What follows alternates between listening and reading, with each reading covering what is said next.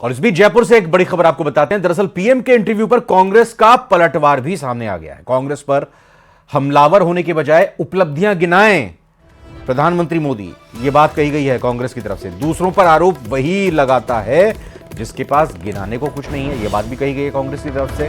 और क्या कुछ कहा है कांग्रेस की तरफ से आपको बताते हैं। पिछले 10 साल में बीजेपी ने कोई काम नहीं किया, बीजेपी का जातिवाद पर बयान देना गलत है, ये सारी बातें प्रताप सिंह खाचरियावास की तरफ से कही गई हैं।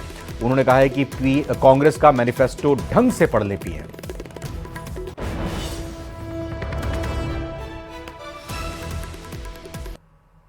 तरह से लेते हैं प्रधानमंत्री के बयानों को और क्या अपना नजरिया रखते हैं? देखिए, प्रधानमंत्री हमारे देश का सर्वोच्च पद है। मेरा ये मानना है कि प्रधानमंत्री किसी भी पार्टी का हो, लेकिन प्रधानमंत्री भारत का प्रधानमंत्री होता है। प्रधानमंत्री जी को ऐसी कोई बात नहीं करनी चाहिए जो तथ्यों से अलग हो। उन्होंने जो कांग्रेस मैनिफेस्टो के ऊपर जो भाषा बोली, बिल्कुल गलत बोली है। कांग्रेस के मैनिफेस्टो में कल जेपी नड्डा जी, जो इनके राष्ट्रीय अध्यक्ष है, उन्होंने भी एक इंटरव्यू में माना कि हम जो मुद्दे उठा रही है बीजेपी, वो बातें कहीं है ही नहीं। अब वो जो हिंदू मुसलमान की बातें हमारे मैनिफेस्टो में लेकर आ रहे हैं, वो कह रहे हैं कि एसटी एससी का आरक्षण जो कांग्रेस पार्टी ने दिया है, बाबा साहब ने जो संविधान बनाया, वो पंडित नेहरू जब प्रधानमंत्री बने पहली बार, तो बाबा साहब ने पूरा संविधान लिखा, बनाया, उस संविधान से हम जीते हैं। और संविधान हमारा गौरव है और संविधान हमारा सबसे बड़ा धर्म है।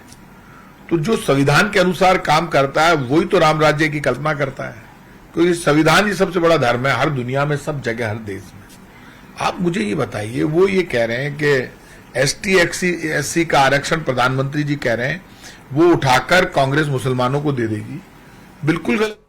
और वहीं न्यूज 18 को प्रधानमंत्री नरेंद्र मोदी के दिए इंटरव्यू के बाद सिविल लाइंस विधायक गोपाल शर्मा ने भी अपनी प्रतिक्रिया दी। उन्होंने कहा कि देश में पहली बार ऐसी दुर्गति का सामना कांग्रेस को करना पड़ रहा है। आज सोनिया गांधी से लेकर राहुल गांधी को यह सोचना पड़ रहा है कि चुनाव कहां से लड़ें। उन्होंने कहा कि नरेंद्र मोदी देश के प्रधानमंत्री ही नहीं, विश्व के सबसे बड़े नेता हैं।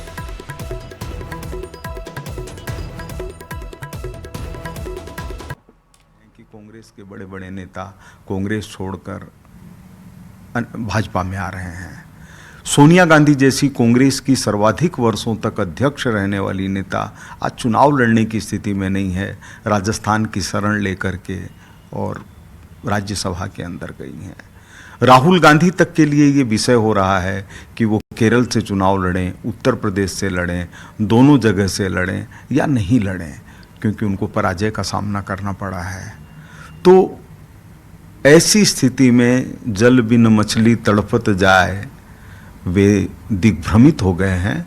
और दिग्भ्रमित होने के कारण मोदी जी हमारे देश के ही नहीं, जो विश्व के सबसे बड़े नेता हैं, उन्होंने न्यूज 18 को भी इंटरव्यू दिया है और भी जगह के ऊपर वो लगातार इस बात को कहते हैं कि कई बार कांग्रेस को राजनीतिक विरोध करते समय ये ध्यान नहीं रहता कि वे राजनीतिक दल का विरोध कर रहे हैं कि देश का विरोध कर रहे हैं।